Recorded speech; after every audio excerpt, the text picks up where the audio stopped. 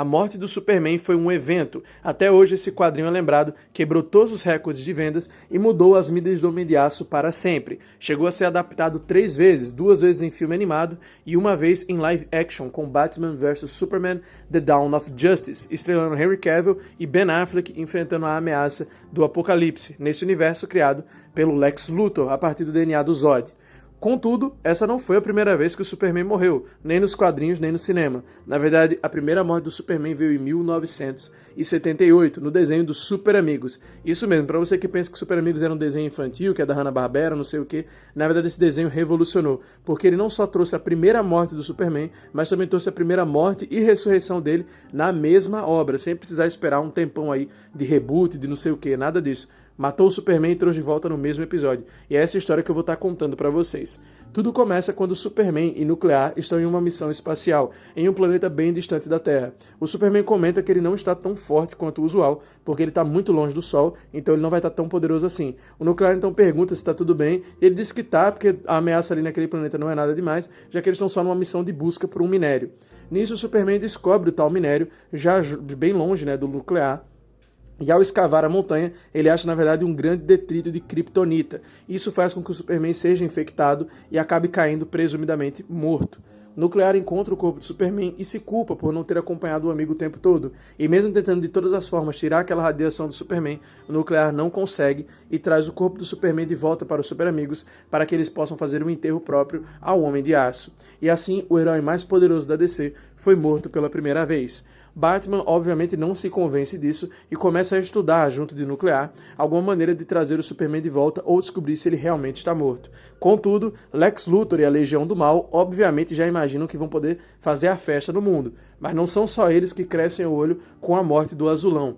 Num lugar distante no espaço, em Apocalipse, Darkseid, o Conquistador, já prepara a armada para invadir a Terra. E agora, sabendo, né, que Superman está morto, ele não tem nenhum adversário à sua altura. E chega à Terra já como quem vai conquistar tudo. E eu acho muito legal como nesses desenhos antigos não tinha muita assim explicação, né? O cara tá lá na casa do cacete, no outro lado do espaço, mas chegou nele que o Superman morreu assim, rapidinho, né? Mas enfim, tá tudo certo. Nessa época a gente tem até versões que o Superman era odiado pelo Lex Luthor só porque o Superman deixou ele careca na cabeça do Lex, né? Mas enfim, isso é uma história para outro dia. Então, o Darkseid chega à Terra já pronto para destruir tudo, já que ele sabe que os Super Amigos não têm chance contra ele sem a ajuda do Superman. Batman descobre que o Superman estava treinando uma manobra chamada transe kryptoniano. E não é do jeito que os pais do Superman mandaram ele fazer no novo filme do James Gunn, mas sim é um jeito que o kryptoniano se autocoloca em um coma. Então é um coma autoinduzido. Esse coma autoinduzido é para proteger o kryptoniano de infecções, como por exemplo a infecção por kryptonita. Como o Superman estava ali recebendo altas quantidades de radiação que estava infectando o corpo dele, ele se colocou nesse coma para se proteger. Batman então chama o Nuclear e os dois trabalham juntos para atirar o caixão do Superman no Sol.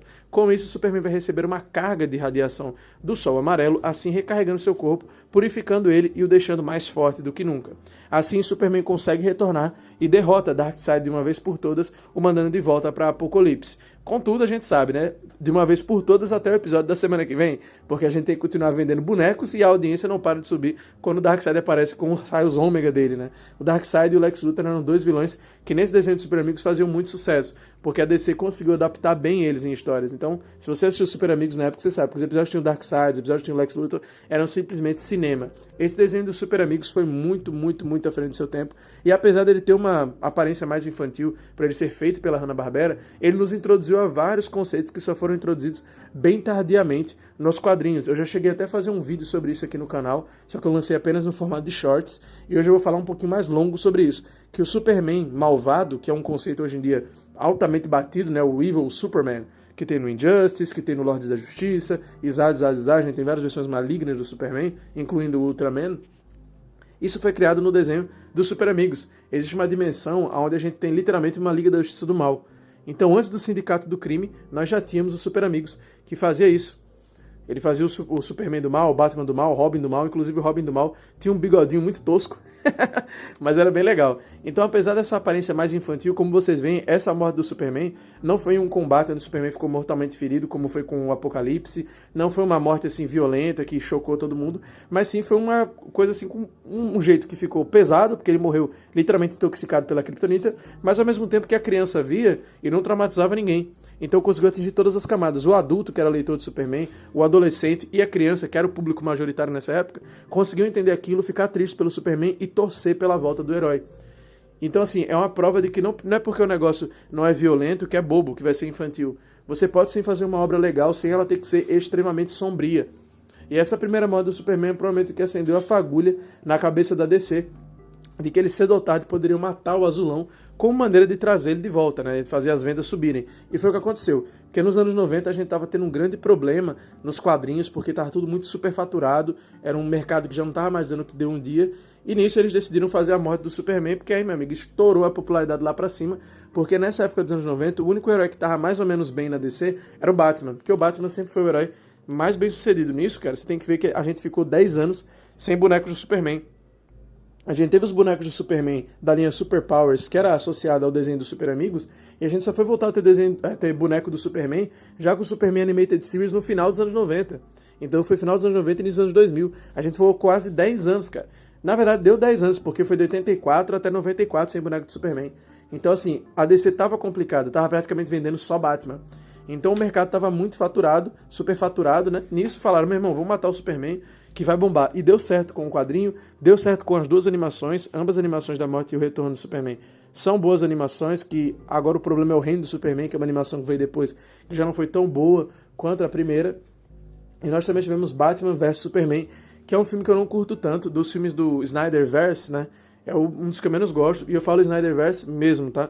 Não contando tudo que a DC fez na época do Zack Snyder, porque tem muita coisa ali que não é mais Snyderverse, né? O Zack Snyder já tinha saído da DC e o universo continuou até o The Flash 2023. Desse universo aí eu não gosto de quase nada. O The Flash eu acho o pior filme, Aves de Rapina eu não vou nem falar. Já do Snyderverse mesmo, que é o que o Snyder fez, que é o Batman vs Superman, Superman Homem de Aço e Liga da Justiça de Zack Snyder, ele dá pra considerar o primeiro Mulher Maravilha e o primeiro Esquadrão Suicida. Esse Batman vs Superman é um filme que eu não gosto muito. Ele só não é o pior pra mim por causa do primeiro Esquadrão Suicida, mas esse é um filme que eu também não gosto. Mas o Mulher Maravilha, o Snyder Cut e o Homem de Aço eu já gosto. Mas enfim, isso é papo para outro vídeo que tá bem aqui no card para você clicar, que é o meu vídeo sobre o Snyderverse, refazendo o Snyderverse. Eu peço que você assista esse vídeo, porque foi um vídeo que ficou muito bom, que eu tenho certeza que você que tá assistindo isso aqui vai gostar e que também vai ajudar o canal a crescer, né? Porque eu preciso que você se inscreva aqui e você me ajude a crescer o canal para que o Zona dos Quadrinhos se torne o canal número 1 de quadrinhos aqui no Brasil. A gente fala de Marvel, DC, Wildstorm, Image Comics e tudo mais que for quadrinhos, tá? Primeira coisa que eu quero avisar vocês do vídeo acabar é só que tem um link aí para você comprar essas HQs que eu falo nos vídeos pelo melhor preço na Amazon e também tem o grupo do nosso WhatsApp. Entre lá para você não perder nenhuma novidade ligada aos meus canais. E eu vou ficando por aqui. Um forte abraço, fiquem com Deus e se cuidem.